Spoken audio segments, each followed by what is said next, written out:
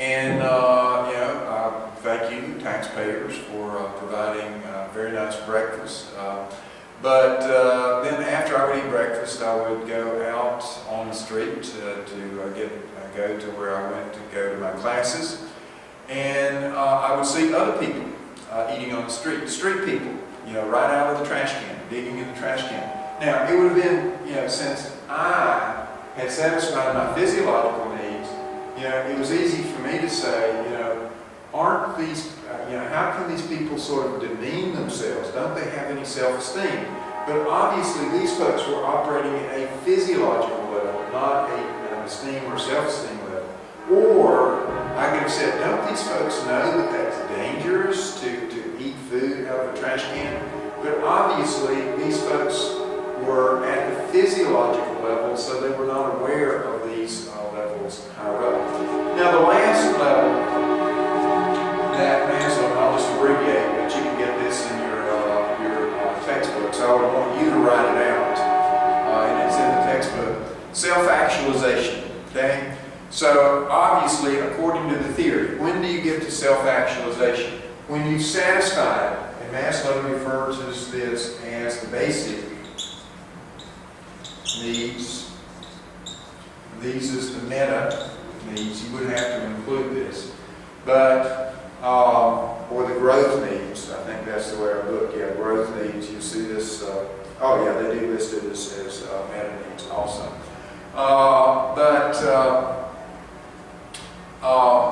What Maslow, a simple way to describe self-actualization is in terms of the theory.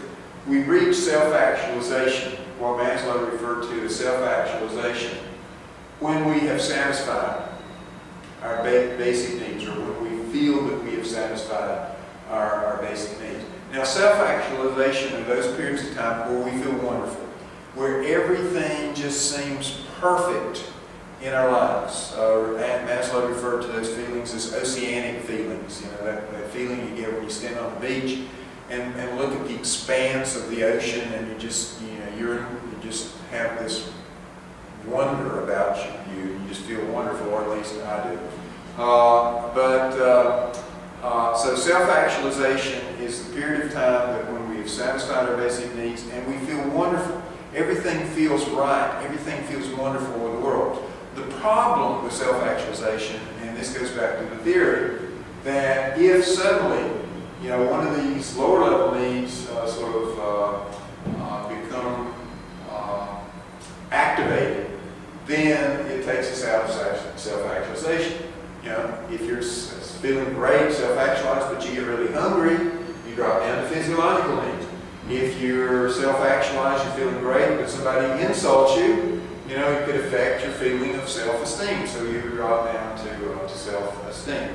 So once again, I want you to be able to let me know what the model is, and to be able to put these levels of need from the most basic need all the way up to this growth need or meta need, self-actualization, and to be able to describe the needs at each level. Now, some people, just sort of do it out here. Some people draw the model and then go down here and list physiological and describe it. However you want to do it, it's fine. But don't forget the theory. Okay? Please don't forget the theory. The theory is before a person moves up to the next level of need, they have to have, at least in their head, reasonably satisfied the needs down below. Now, what I'll give this to you on Thursday, well, actually tomorrow. I'll give this to you tomorrow when we have the test. It's a little analysis that I want you to do with Maslow's hierarchy of needs. And I tell you what, there may be a class coming in here. So what I'm going to do is I'm going to pause, and then I'm going to come back to this, because I'm going to cover this, and then I'm going to cover chapter 11. But I'm going to pause here to see if I need to change rooms. So there's going to be a little pause, but there's more. So don't go away.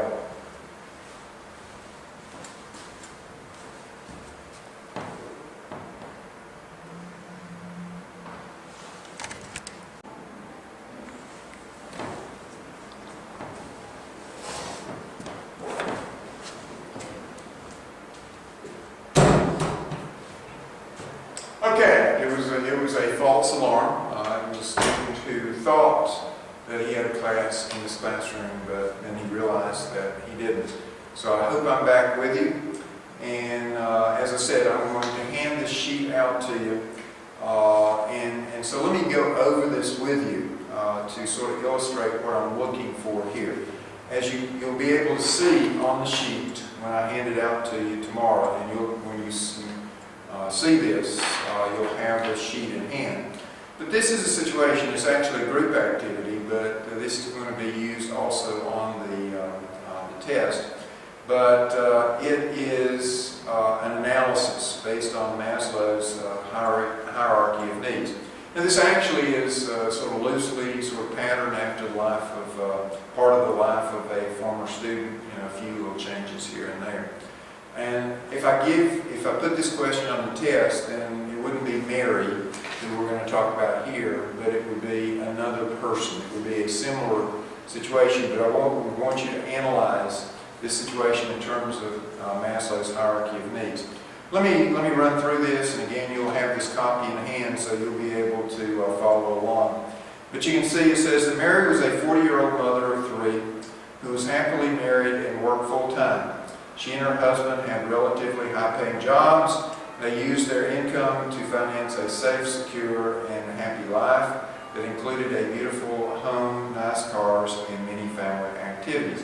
Now, what level of Maslow's hierarchy of needs does this seem to sort of reflect? I think most people would agree that at this point, Mary seems to be very, very self-actualized. Okay? So we would say that it would be self-actualization, that Mary would be very, very self-actualized at this particular point.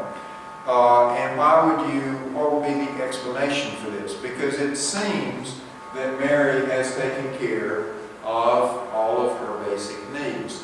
Now, one of the things in this analysis, two people may select different levels, but as long as the explanation fits the level, then that'll work. Now here, I think it would be hard to select another level because it appears that Mary, at this point, is very self-actualized in her life. But I think when we get to the next section, you can see where two people can have select different levels, but explain the level they selected and get full credit.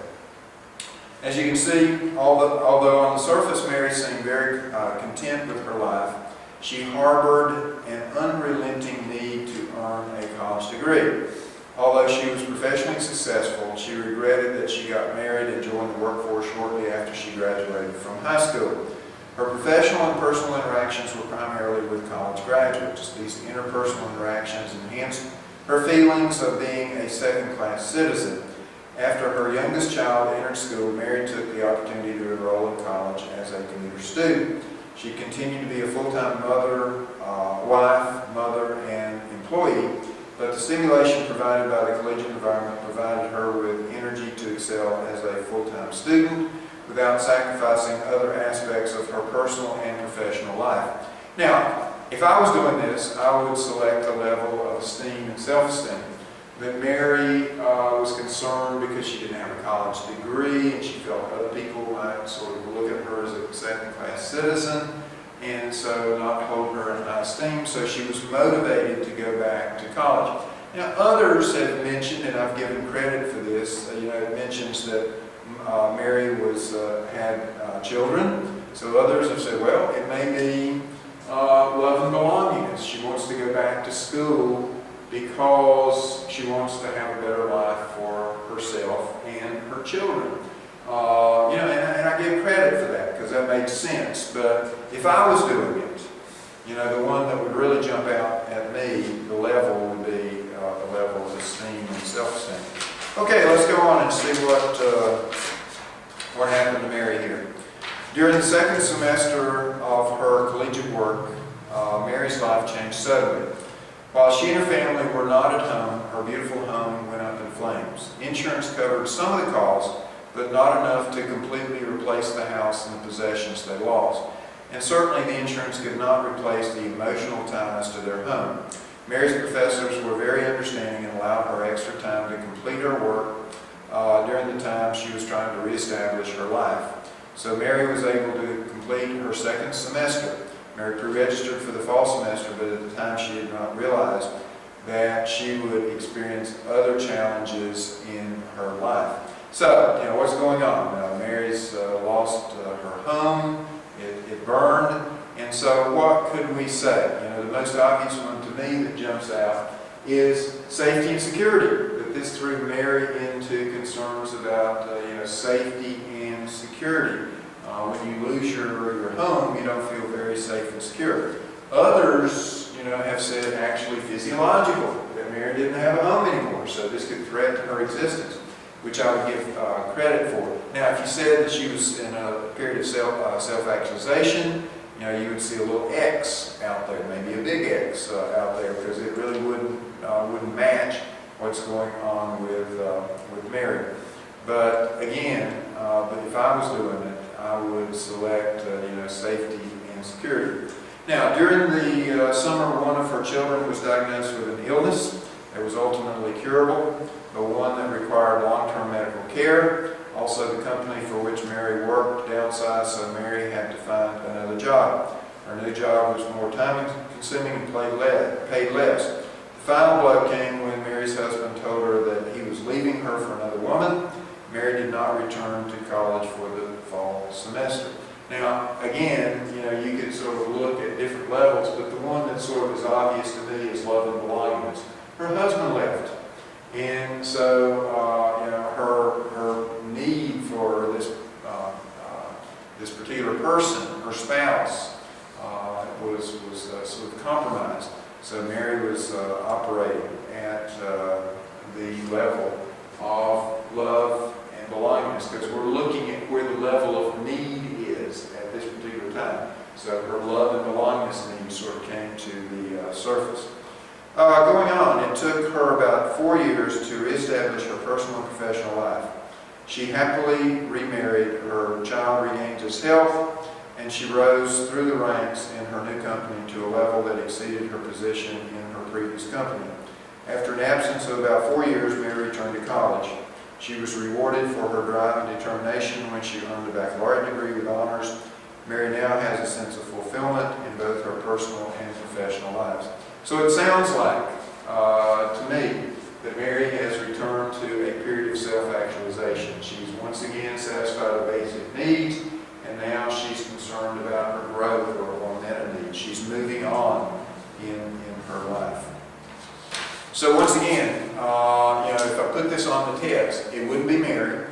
It would be a situation just like this, where I would give you what's going on with an individual and then ask you to sort of apply that person's life in terms of what is their level of need at that particular point in their life according to Maslow's theory, and then explain why you feel that that person is at that particular level.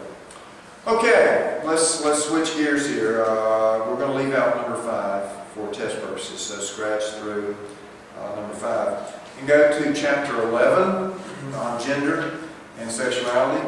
Obviously, gender and sexuality are very important components of a person's life, both their physiological life and their psychological life. I have in the past taught the course in human sexual behavior, which obviously is an interesting course. Sex and sexuality is not a topic that a lot of people feel comfortable with, but we're going to look at it in some very basic terms, so hopefully nobody will find this offensive. But as you can see on page 359, our author